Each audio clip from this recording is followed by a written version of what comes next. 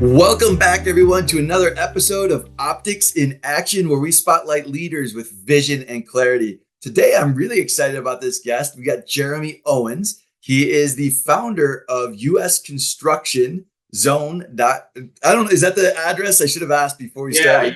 usconstructionzone.com, correct. usconstructionzone.com. So he's got a couple of businesses. I'm excited to meet with you today, Jeremy, and have you on this episode of Optics in Action. Thanks for having me, Ryan. Looking forward to it as well. Yeah.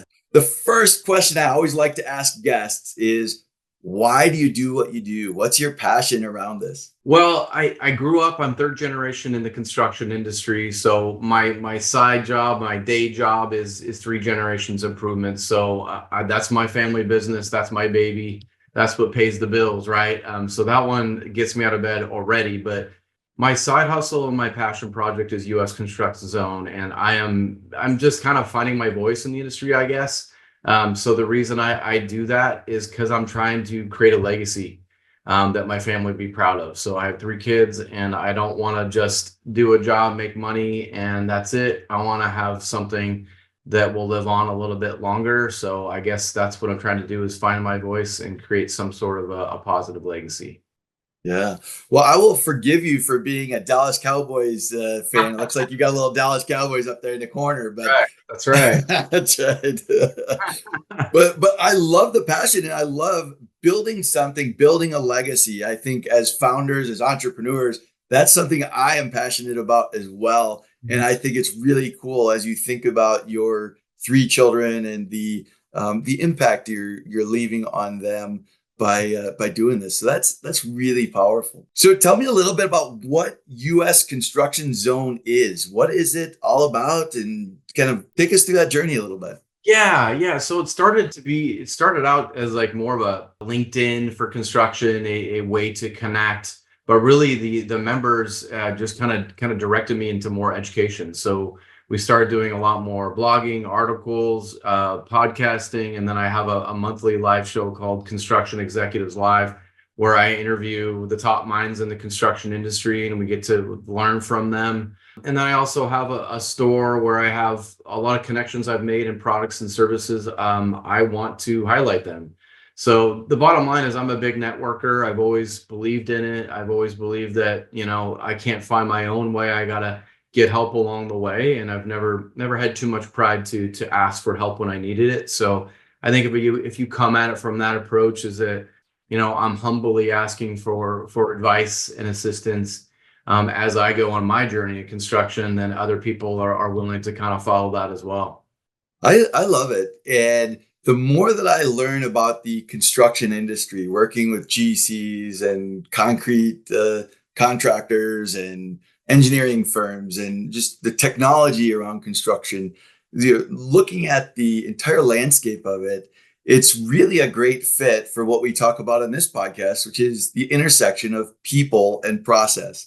So there's definitely these processes in terms of construction. If you're going to manage a remodel or manage a new build, there's some really clear processes and sequence of things that need to happen. Yeah. There's also this people component, right? Even with technology, people are talking about AI and all these things. There's still a serious people component when you think about the owners and the subs and the and the GC and like all of these people who may be involved. Yeah. So what have you learned on your journey about, you could pick either one, the people side or the process side? Well, I mean, it's definitely true. Construction and remodeling, especially, it's very much a people business. We do have technology and AI, and there's things that are helping us make us more efficient, but we're not one of those industries that are being replaced. We're people business first.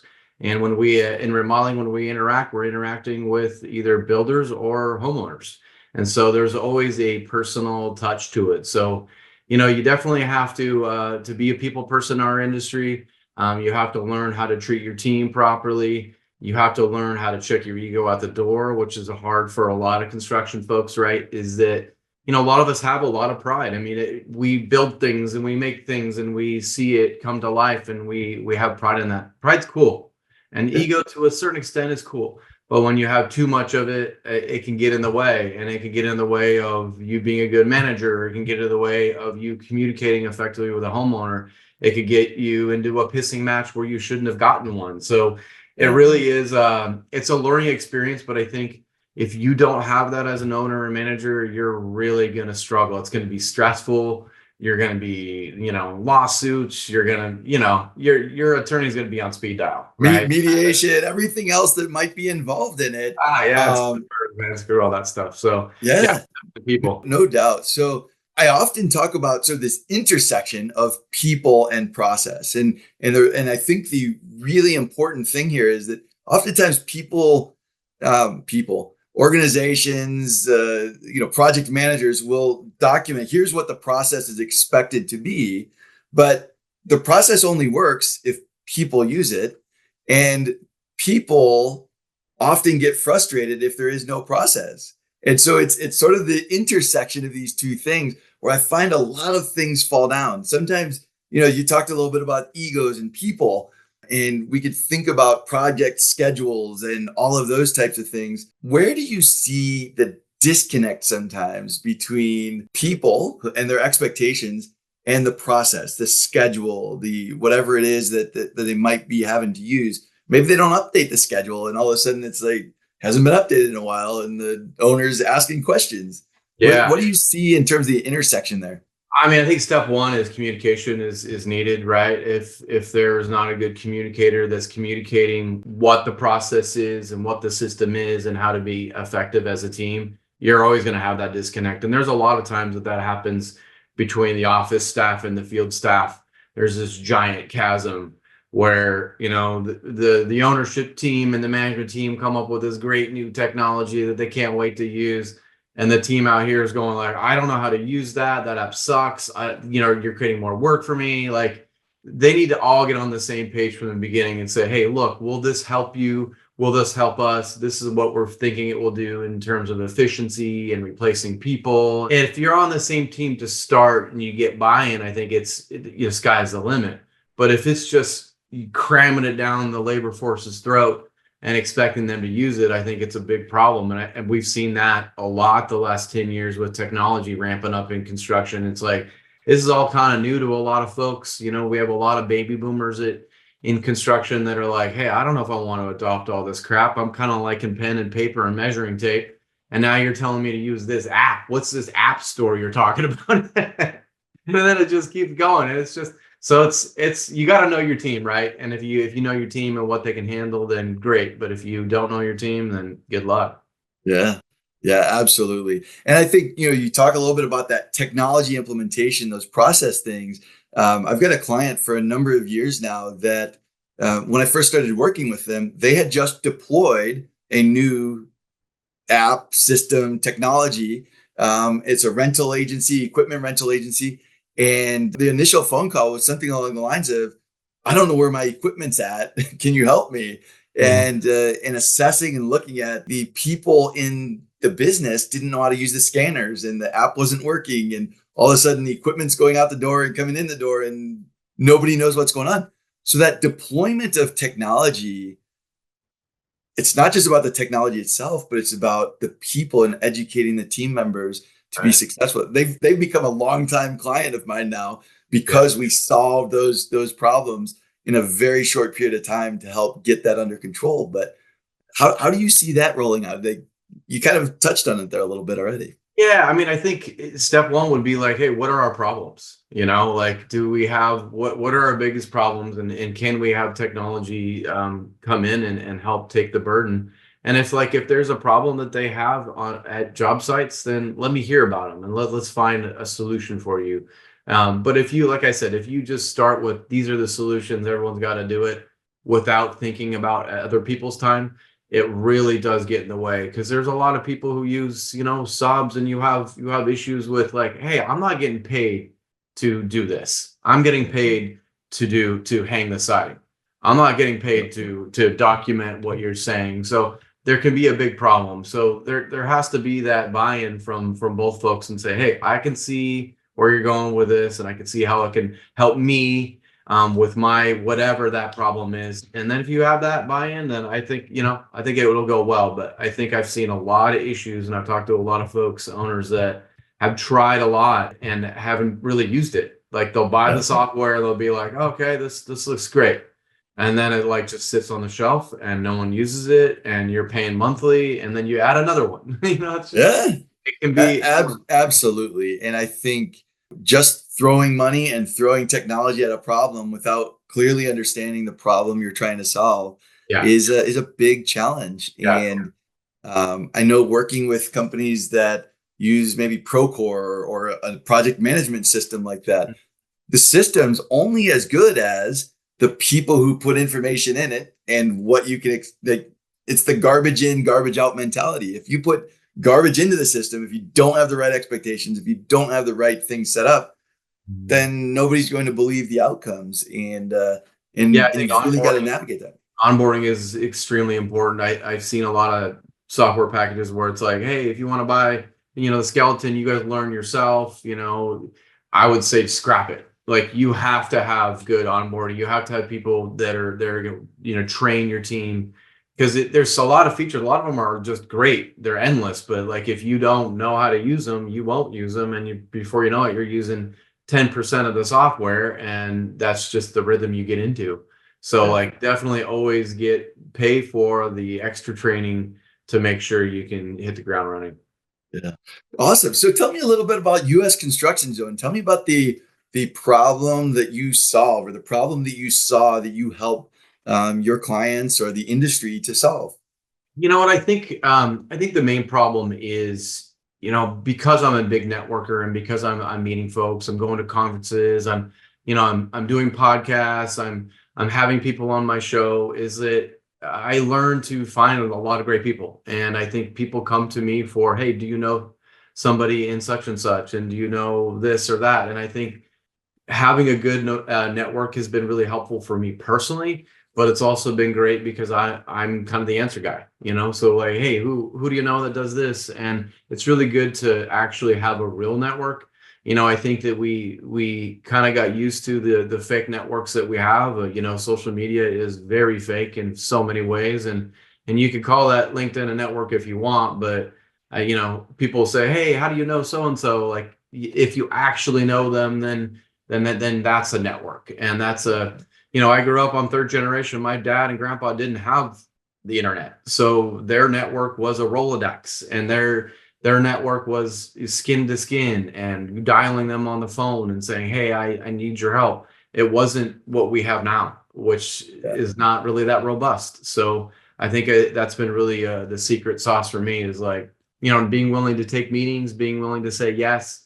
If someone asks me on a podcast, I'll just go, yeah, sure. Just things like that I think I wouldn't have done 5 years ago. But now it's just kind of saying yes to a lot of things and seeing what happens. I love that value creating mindset and that value creating attitude. And I'll touch a little bit on one of the things you said about there's just a lot of fake stuff out there, right? In the social media and things like that, we can get thousands of followers and likes and whatever. But and a lot of it, I heard a statistic recently about the amount of AI generated content on the internet now. And this is one of the things that I love personally about doing the podcasting like this, is interviewing someone like you. It's like, this is actually a human being. As far as I know, you're not an AI generated video yet, maybe one day. But I think the human connection is something that's been so lost over the last, I don't know, 20 years or so. And bringing that back, I think, is super important. And so I really respect that. Yeah, thank you. And I think also for me is being willing to talk about difficult subjects. We get into things like mental health, and we have a very high suicide rate in construction, where we've been number 2 in out of all jobs, industries for decades now. So we have an issue with mental health. We have an issue with leadership. We have an issue with being willing to be vulnerable and talking about difficult subjects with our team. And so I get into a lot of that kind of stuff, and that's what interests me. So of course I'm going to talk about that, but those folks that are interested in that are great. I'm not going to be talking about marketing 101 or top 5 list of things. I'm just not. The other people do that well. I'm going to talk about things that are a little bit more behind the curtain, I guess. I really respect that. I think that mental health, I think there is an increasing awareness around it. And I would say, even for me personally, right? If I go back 20 years, if I go back 5 or 10 years in my life, I had a much lower understanding and appreciation. But I went through some things myself where I'm like understanding and exploring what are these things and what can we do to overcome them. So how do you address that? I mean, the construction industry is kind of known as this sort of alpha dominant place to be. How do you approach that in that industry? Yeah, it's difficult. I think the step one is talking about it, right? Is making people aware of the problem that exists, and a lot of our problem does come with substance abuse. So there's a lot of factors there. Big, strong men on the job site getting hurt, going and getting pills. Back in the day, it was heroin based materials always, and that's kind of changed a little bit over the years. But at the same time, substance abuse has been a big issue, that's leading to a lot of the mental health. So just being willing to talk about it, having people on the show that are mental health advisors, people who have nonprofits, is great because they can give us all the insight in the world. I'm not a specialist in this area, but I can definitely point people in the right direction and say, hey, this is what you can do for your team. And then I Yeah. think the third one is just creating a different meeting, creating a different interactions with your team. Like I say it often, like you can't just say, how are you doing? You have to say, how are you doing? You have to know who their family is. You have to talk about Billy's baseball game, and you can't just go, it's not just a job. They spend more time with you than they do with their family oftentimes. So you got to really get into it. You got to create some loyalty that way and make sure that if they are in a bad spot, that you would be someone they would talk to. That's you just said something reminded me of a mentor of mine from several years ago. He told me, he said, Ryan, you spend more of your waking hours with your team, with your Yeah. job than you do with your own family. So you might as well enjoy it. And that's always stuck with me, that, we do, like the people we surround ourselves with. We work 40 hours a week. We go home, we spend, sometimes we work 50 or 60 or 70 hours a week. Sure. And it's those, then we go home, we eat something, we go to sleep, or I think it's a really big part of our lives, and figuring out how to navigate that's important. Yeah, definitely. I mean, it's too much time, honestly. It's not what I want, but owning a business or two, like you do end up working a lot, and finding that work-life balance has been a struggle for me. I think it is for most owners. But being able to create a fun environment at work and making sure that you do enjoy your job, and if you don't, switch or change something.